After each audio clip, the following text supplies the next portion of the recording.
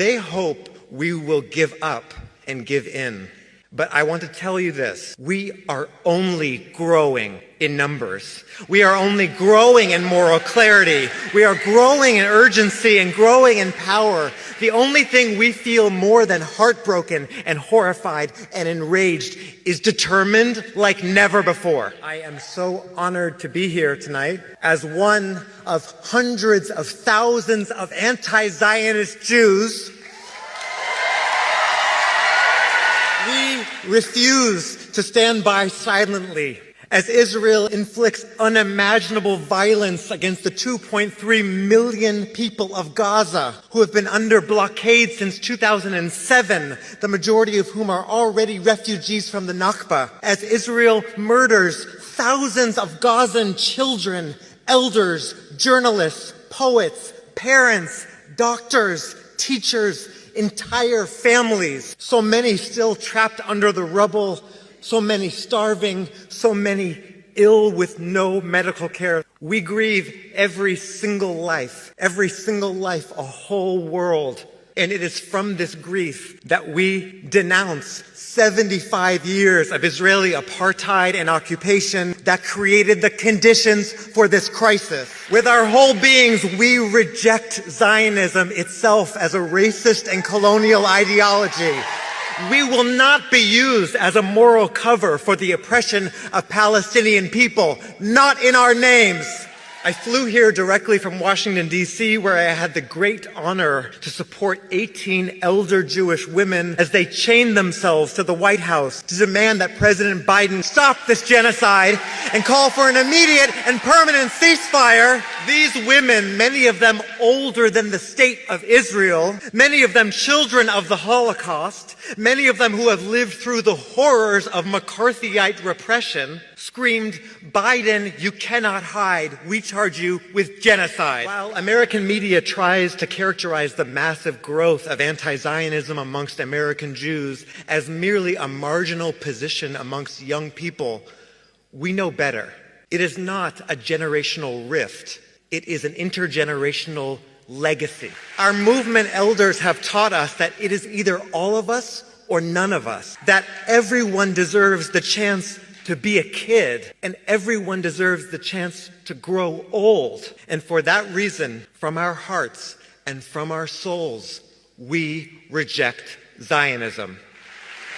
Because it has been used as the premise for over 75 years of Palestinian dispossession, exile, and death. Because it tries desperately to conflate Judaism with Zionism, when Judaism is our thousands-year-old rich tradition and Israel is a 75-year-old settler colonial apartheid state.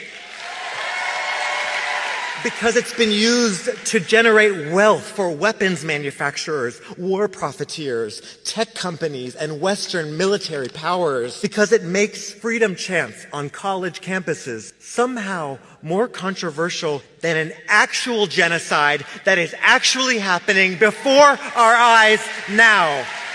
Because it has been used to stoke Islamophobia, to criminalize dissent, to break apart social justice movements with false and cynical accusations of anti-Semitism, positioning Palestinian people and Jewish people of Arab descent on the opposite sides of a colonial regime, instead of as neighbors who have lived together for generations. Because it has been used as a tool for British imperialism in Palestine, and as a false solution to centuries of European anti-Semitic violence, of European fascism that Palestinians have nothing to do with and should not have to pay for. Because if you really care about Jewish safety and about anti-Semitism, you would fight fascism, and you would fight white supremacy, and you would fight austerity, and you would fight militarism. You would not fight Palestinians. Because we use the word genocide on purpose. Not only because Israel's acts meet the legal definition of the crime of genocide, but because we know what genocide is,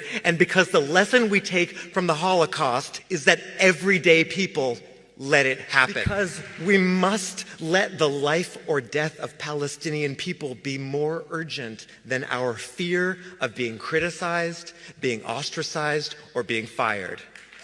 Because history will judge us by what we do and what we do not do now. Your silence will haunt you. The Israeli government wants the public to believe that they speak on behalf of all Jews. But here's the truth. We have organized the largest demonstrations of Jewish people in solidarity with Palestinian freedom in history.